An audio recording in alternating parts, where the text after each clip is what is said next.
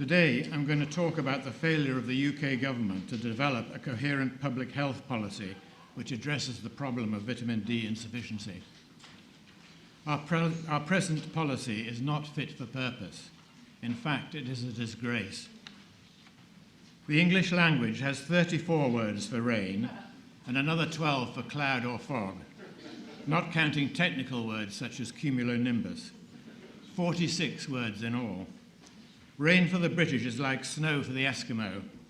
Indeed, our rain and cloud is so pervasive that Scots get little more annual UVB, the wavelength that makes vitamin D, than Eskimos living inside the Arctic Circle. Today, most of us work in offices and don't go out in the sun in the middle of the day when it's strongest, except perhaps at the weekend. We've also been advised to stay out of the sun in the middle of the day for fear of skin cancer. Even nudists, the original sun worshippers, slap on sun cream which blocks the penetration of ultraviolet light into skin, so blocking synthesis of vitamin D, and the result is that almost everyone in the UK gets insufficient vitamin D. When I was a boy, we wore short trousers up to the age of 11 or 12. As you know, boys of all ages today wear long trousers and girls wear tights and leggings, which reduce the amount of sun they get. In addition, television, computers, cars, central heating and air conditioning all encourage indoor living. Furthermore, many cosmetics now contain sunblock that reduces the amount of vitamin D to be obtained by casual exposure of the face and hands to the sun. These changes are probably responsible, at least in part, for the increase in chronic disease which we're seeing now. Multiple sclerosis, diabetes, and asthma have, for example, increased dramatically in the last generation and are now occurring on an epidemic scale. The British Isles as a whole receive less sunshine than most other industrial countries, not just because we are far north, but because we have very cloudy weather. And Scotland has much cloudier weather than England, making it one of the most extreme environments in Europe as far as sunshine is concerned. Here we can see it all on a sunshine map of the UK. The blue and white parts get least sun, and you can see there in the north and west. The sunniest areas, in brown, get about twice as much sunshine as the blue areas, about 1,000 more hours per year. Our weather is cloudy because the prevailing westerly wind brings in dense cloud from the Atlantic. There's little to stop this wet westerly wind from blowing across the lowland corridor linking Glasgow and Edinburgh, where most Scots live, whereas southeastern England gets some protection from the Irish landmass and the mountains of Wales and Cumbria, which draw down precipitation before it's able to cross the country. Summer starts 3 weeks to a month later in Scotland than in England, as any serious gardener will tell you. This histogram shows that UV irradiance in Scotland does not reach the April level of southern England until May. And the southern English get as much sun in September as Scots do in August, because the southern English summer lasts about a month longer. In addition, average air temperatures are of course lower in Scotland, so that people expose less skin. When the weather is considered, it's hardly surprising that Scots are twice as likely as southern English to have a low vitamin D level. This map presents data from Alina Huppinen and colleagues for people aged 45 years.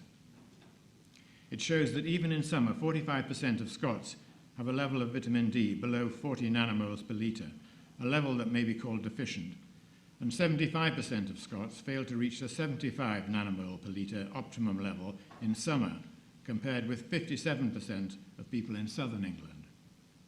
While in winter, 92% of Scots fail to reach the optimum level, compared to 86% of people in southern England. These figures show that vitamin D insufficiency is a very serious problem in all parts of Britain, but Scotland is at the extreme end, and so the overall effects of vitamin D insufficiency are very grave indeed for Scotland. You've probably heard of the French paradox. Well, here is the Scots paradox, better known as the Scottish effect. This graph shows the excess mortality at various ages in Scotland compared with England after correction for deprivation. Mortality of Scots is substantially greater than that of English the English, across all social classes. Epidemiologists studying the Scottish data say that this excess mortality cannot be explained by diet, smoking, or alcohol consumption. Can't be explained by whiskey or deep-fried Mars bars.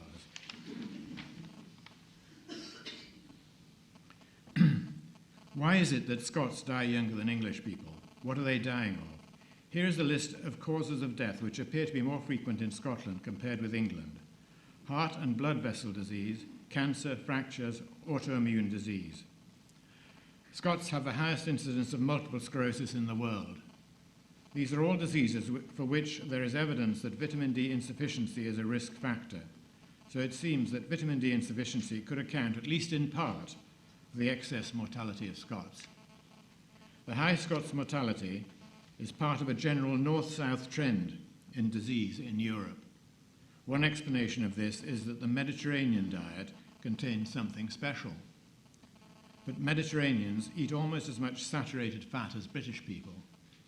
So it can't be that. Red wine, garlic, and vegetables are possible reasons for their better health. But despite much research, we don't yet have an answer that explains all the facts. Something is missing from the story.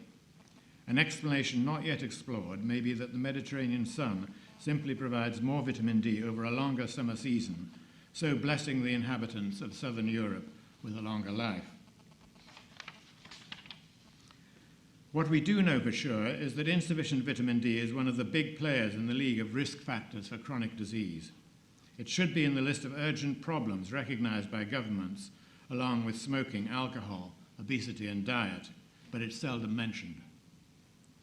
The UK government does have policies on sunshine and vitamin D, but sadly, they are either mistaken or they don't work.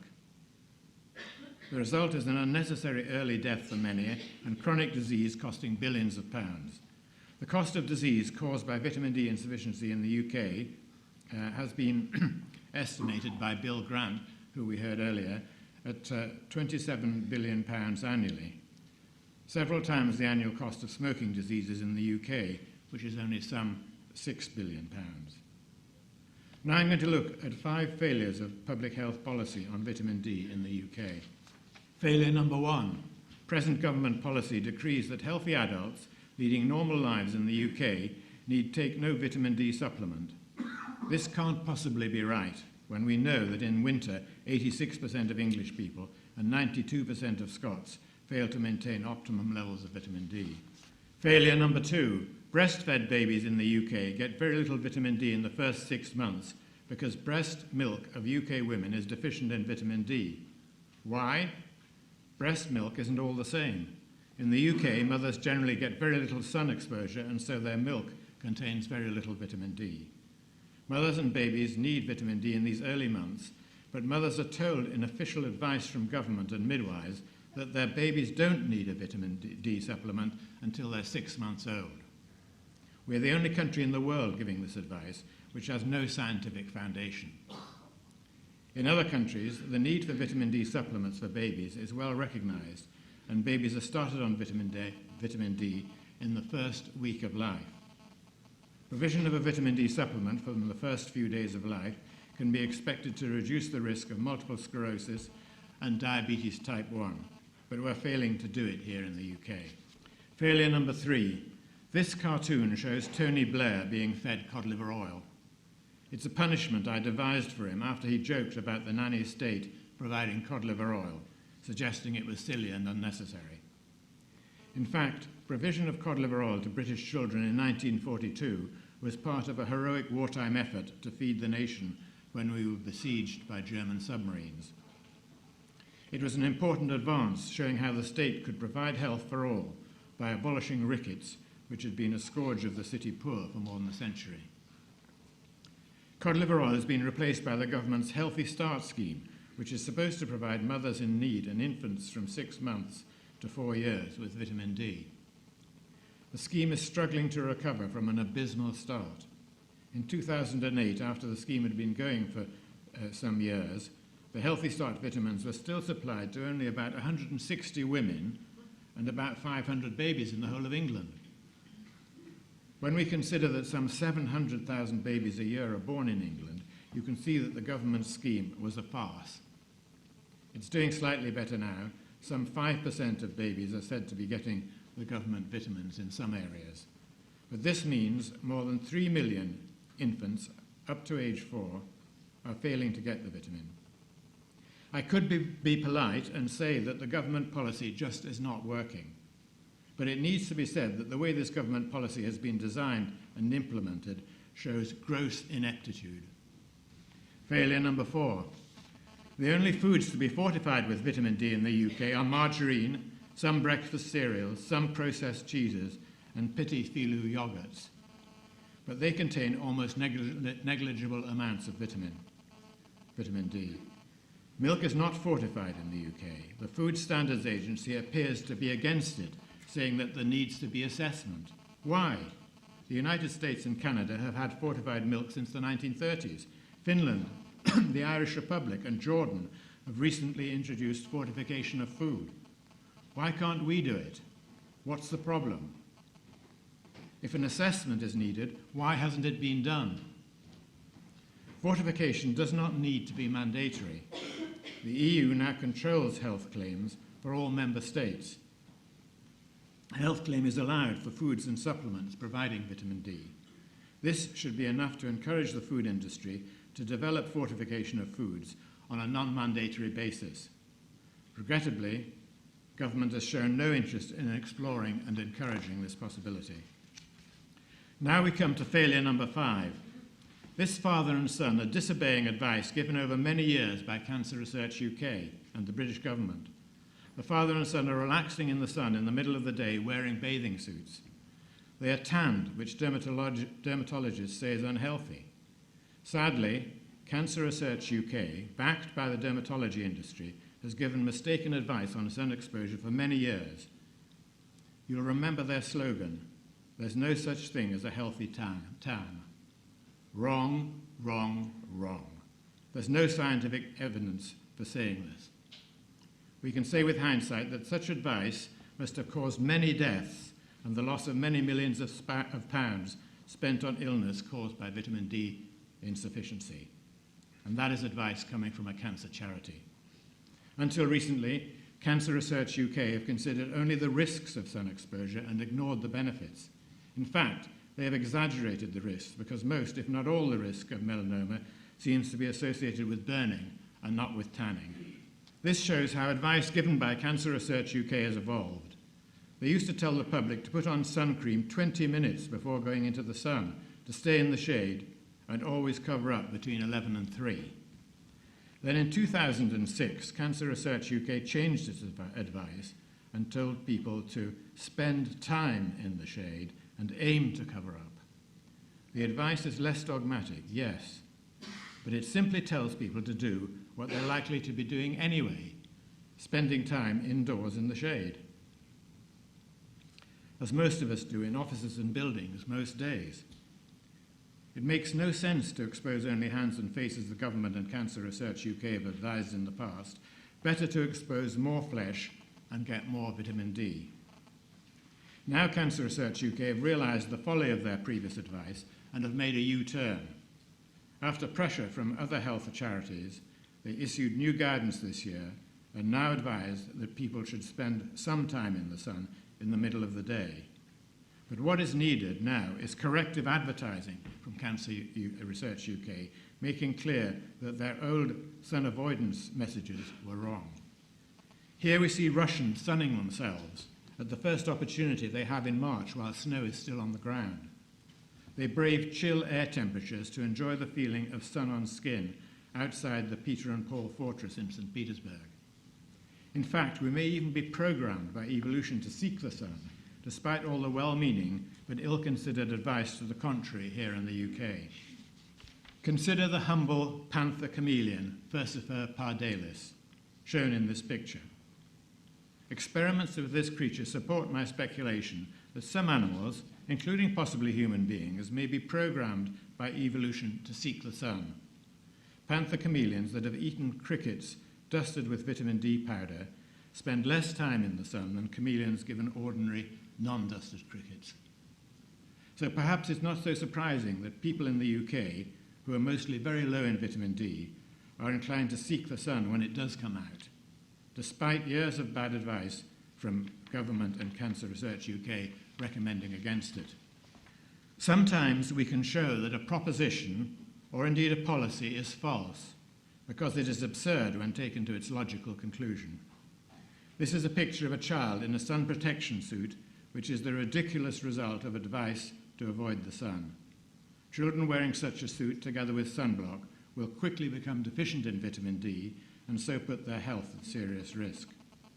This type of clothing, together with coverall swimsuits, has emerged from the advice given in Australia to avoid exposure to the sun, which has been copied here by Cancer Research UK. Perhaps I should be embarrassed to show this picture of an old man without a shirt. But I show it because a lot of people here in the UK have a problem removing just a shirt in their own back garden or in the park.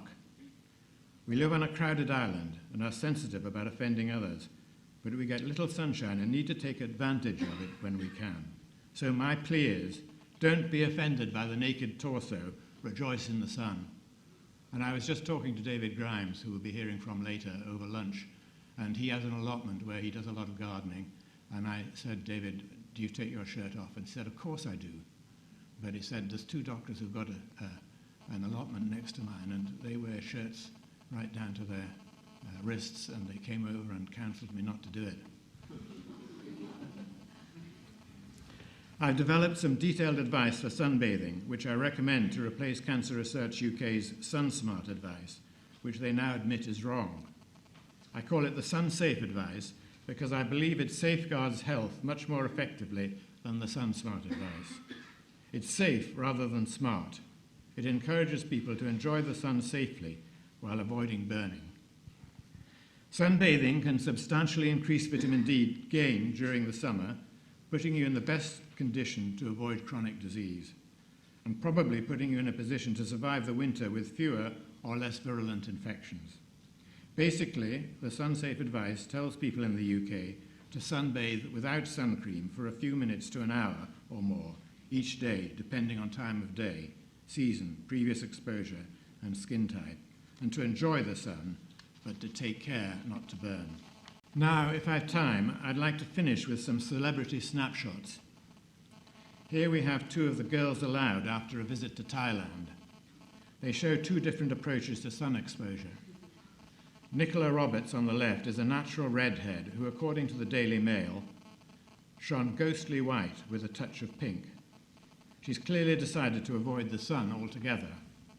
Unfortunately, many people have very pale skins in the UK and are deficient in vitamin D because scare stories have made them afraid of the sun. Their pale skins have evolved to make maximum use of the little sun we get, but they're at risk of serious diseases if they get none at all. Nicola's friend, Kimberly Walsh, was, as the Daily Mail put it, the colour of a well-polished Chippendale sideboard. But her tan is so even, it looks as if it's a spray-on product. These products act as a partial sunblock, so I fear that both young women are getting insufficient vitamin D. Here is Gwyneth Paltrow, the 37-year-old star of Shakespeare in Love, Iron Man, and other movies. Like many beautiful women, Miss Paltrow avoided the sun in order to preserve a delicate, pale complexion. A year or so ago, she suffered a severe tibial plateau fracture, and a bone scan showed that she had osteoporosis. Doctors gave her a vitamin D prescription, and she was told to spend more time in the sun. She told fans that the advice left her confused. She said, "I was curious if this was safe, having been told for years to stay away from the sun's dangerous rays." Gwyneth Paltrow is just one of thousands of victims of extreme advice to avoid the sun coming from cancer charities and the dermatology industry. Here is another. Faye Dunaway won an Oscar for the 1976 movie Network. Here she is at 66. As the Daily Mail, sorry to be quoting the Daily Mail all the time, rather than the learned sources that you expect on these occasions, but it's the Daily Mail that monitors some of these interesting human stories. As the Daily Mail puts it, fate has not granted her a handshake to match her timeless smile.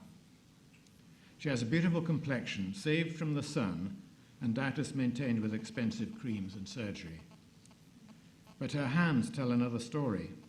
They are racked with arthritis, a painful and progressively crippling disease. Lack of sunshine and insufficient vitamin D are significant factors in causing arthritis, which generally progresses to involve other joints. Arthritis has a low incidence in sunny countries and a north-south gradient. Randomized trials have shown that symptoms of arthritis may be reduced by vitamin D supplements, and progress of the disease is slowed by vitamin D. And here is a tragic story. Jacqueline Dupre was one of the world's most accomplished cellists. Her performance of Elgar's cello concerto had a unique power and haunting beauty. Some believe she was perhaps the greatest talent ever to play the cello. But tragically, she developed multiple sclerosis and stopped playing at the age of 28. She became restricted to a wheelchair and died prematurely at the age of only 42 after some 16 years of illness. MS is a very common disease affecting 1 in 750 people in the UK. In Scotland, MS is even more common, affecting around 1 in 500.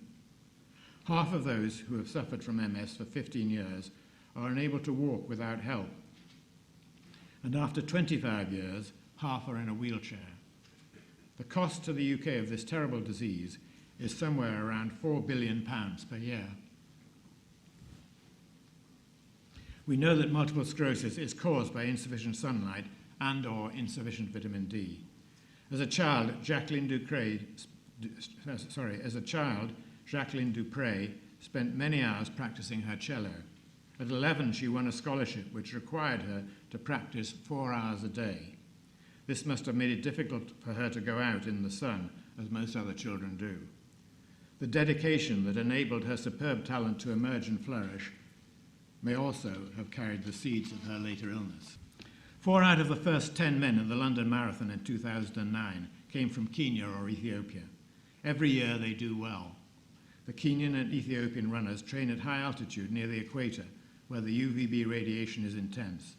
So sports doctors are now asking if these athletes may be benefiting not only from a boost to the oxygen-carrying capacity of the blood from the altitude training, but also from extra high vitamin D levels. We must all be grateful to Dr. John Cannell of the Vitamin D Council, who researched forgotten scientific evidence showing the importance of vitamin D for sports people.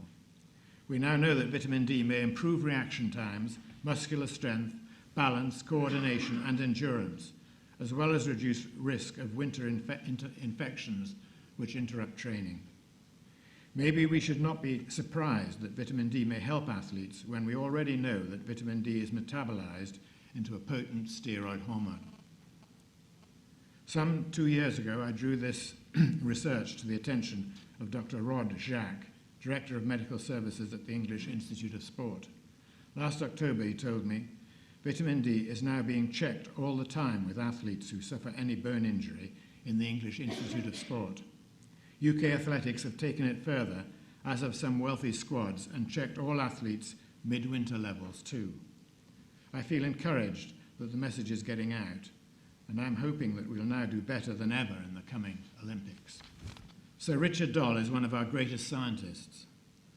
Together with Daksha Trivedi and K.T. Kaur, he showed that vitamin D prevented fractures and also found a non-significant but consistent reduction in mortality in those who took it. He was sufficiently impressed by these results to take a vitamin D tablet himself. This was 8 years ago, along with a baby aspirin, which was another part of his routine. I went to see him in 2004 to talk about vitamin D, and one of the memorable things he said was, "This isn't difficult science, we need to have answers." Since then, many answers have been obtained linking vitamin D insufficiency with chronic disease, and some complicated science has emerged, which he would have loved. Now to summarize. The problems are well defined. Science has shown the way. At least 3/4 of the UK population get too little vitamin D. This is the cause of a wide range of chronic disease. Sometimes it is a contributory cause, sometimes it's the primary cause, and sometimes it may be a unique cause. But we can be certain vitamin D insufficiency is a very important cause of disease and death in the British Isles and around the world. Individuals can take their own action to improve their vitamin D levels. But for maximum improvement in health of the nation, government action is needed. We know what to do. Billions of pounds could be saved and much misery prevented. So why isn't it being done? I'll leave you with that rhetorical question, but before I finish, I want to mention 2 books I've written, which are available as free downloads from my website. The first book, Sunlight Robbery, was published in 2004. It challenged the consensus that we should avoid the sun. It has been influential in changing policy in Australia as well as here.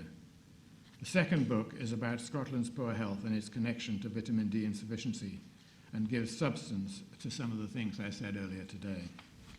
Thank you for listening.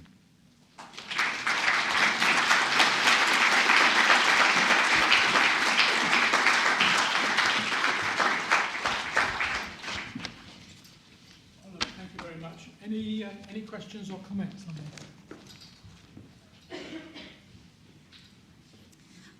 You mentioned a French paradox and saturated fat, and I was just wondering, how much do you think the campaign, again, to lower the fat intake in the, well, all across the world, had an impact on the epidemic of vitamin D deficiency? And also, you know, the fact that, we're still trying to reduce cholesterol as much as possible, because I think that's quite a big issue. And the fact that, majority of, general public is advised to drink skimmed milk. Maybe we have to look at this aspect as well, because vitamin D is a fat soluble, and if we don't have any fat in our diet, it would be virtually impossible to absorb any vitamin D. Well, I'm not up to date on the various fat theories, because I think it depends not just on whether the fat's saturated, but whether you're getting the right polyunsaturated fats and whether you're getting the right fish oil and so forth. But I think Dr. Hollick wants to say something. Yeah, we actually did studies. We showed that's why vitamin D is now in orange juice in the United States. It's a misconception. You do not need fat to absorb vitamin D. In fact, we did a study and showed that if you take vitamin D with fat, you absorb it less. And the reason is that when you take fat, you don't absorb 100%. And so some of it is lost. And because vitamin D is fat soluble, it hangs on to it. So if you're taking it in any food, it's perfectly bioavailable. So you do not need fat to absorb vitamin D. You just need to take it with a meal. There is a study which shows that if you take your vitamin D with a meal, you absorb more than if you take it between meals. Yeah, that study, it's only one study, but we've actually done very carefully controlled studies. We've shown that you can put it in corn oil on toast. You can put it in powdered form, on an empty stomach, full stomach. It doesn't make any difference. If you truly look at vitamin D absorption by measuring vitamin D levels after you take it, nobody else has done that. We show that it's no difference. Thank you very much. Thank you, Oliver.